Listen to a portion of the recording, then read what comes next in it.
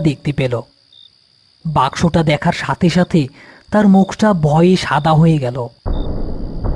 সর্বনাশ! এই জিনিস তোমরা কই পাইলা?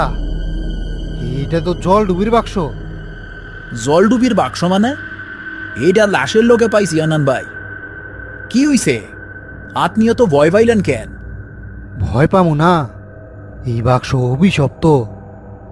আমার দাদা তার দাদার কাছে শুনছে এই নদীর এক বণিক তার সব সম্পদ এক জিনের হাতে তুইলা দেয় আরও সম্পদ পাওয়ার লোভে। কিন্তু জিন তার সাথে বেইমানি করে।